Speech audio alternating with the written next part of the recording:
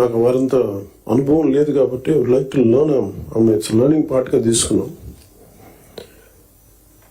So Chandrababu గారి దగ్గర నుంచి, గౌరవ ముఖ్యమంత్రి చంద్రబాబు గారి దగ్గర నుంచి వారి పాలనా అనుభవం, వారి పాలనా దక్షత మేము నేర్చుకోవడానికి సిద్ధంగా ఉన్నాం. అంబేద్కర్ గారి మాటలు గుర్తున్నాయి. However a good constitution may be, if those who are implementing it are not good, it will prove to be bad. However bad a constitution may be, if those who are implementing it are good, it will prove to be good. గత ప్రభుత్వంలో ఇదే బలమైన రాజ్యాంగం, ఇదే బలమైన వ్యవస్థ, IAS వ్యవస్థని కానీ ఐపీఎస్ వ్యవస్థని కానీ పాలనా వ్యవస్థని ఎలా ఛిద్రం చేశారో చూసాం. అదే రాజ్యాంగం, అదే మీరు మిమ్మల్ని ఇబ్బంది పెట్టారు, పని చేయనివ్వకుండా చేశారు. కానీ ఒక అనుభవజ్ఞులు, చంద్రబాబు గారు లాంటి అనుభవజ్ఞులు, పని చేయడానికి నేర్చుకోవడానికి సిద్ధంగా ఉన్న నాలాంటి వ్యక్తి, చాలా పరిపాలన దక్షత అనుభవం ఉన్న నా మంత్రివర్గ సహచరులు, మేమందరం కూడా ఈ రాజ్యాంగాన్ని కాపాడటానికి, వ్యవస్థలను బలోపేతం చేయడానికి ఉన్నాం. సో ఆయన అనుభవంతో మమ్మల్ని అందరినీ గైడ్ చేస్తాను నేను మనస్ఫూర్తిగా చంద్రబాబు గారిని కోరుకుంటా ఉన్నాను. సో లాస్ట్ నాకు ఈ మాటలు చెప్పి నేను ముగిస్తాను. Doctor R K Sapru, professor of Punjab university public administration మీద ఆయన రాసిన పుస్తకం పబ్లిక్ పాలసీ ఇన్ కాంటెంపరరీ పర్స్పెక్టివ్లో ఇది చెప్పేసి అలా తీసుకున్నా. Political will was crucial for effective leadership and achieving meaningful progress. Without a strong commitment from leaders to drive and support necessary reforms and policies, even well-designed plans could falter. There is a need for leaders to not only articulate visions, but also to have the determination and resolve to translate those visions into action. So we are extremely committed to translate Honorable CM's Chandrababu Naidu Garu's vision into action. We are all committed for that.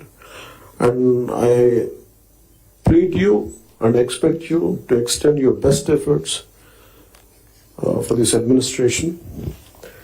Anigan Satyaprasad garu cheppinattuga, any faults from our side, and we want to be committed to people. We're going to bring an accountable governance. So మాలో కానీ మా మంత్రివర్గ సభ, మా క్యాబినెట్లో కూడా ఏమైనా తప్పులు కానీ ఉండుంటాయి, మా ఎమ్మెల్యేస్లో కానీ, please bring it our notice. We want to safeguard your self-respect. We want to safeguard your integrity.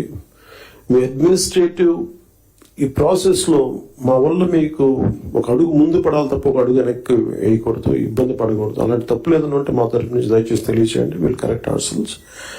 And also we expect you to bring out your best.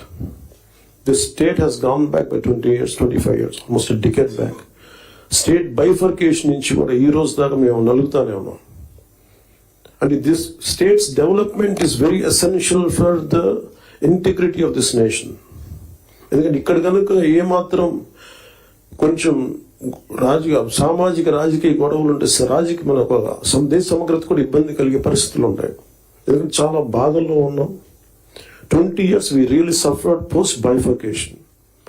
అందరం అవమానాలు పడ్డాం, ఇబ్బందులు పడ్డాం, స్టేట్ దాటి మళ్ళీ వచ్చిన తర్వాత కింద మీద పడి ఒక గవర్నమెంట్ ఏర్పడితే మళ్ళీ కాదు ఇంకో గవర్నమెంట్ వచ్చి రోడ్లు బోర్డర్లోకి రావాలంటే కూడా మమ్మల్ని ఎలో చేయని పరిస్థితులు, ఇవన్నీ దాటుకొని నిలబడి వచ్చాం.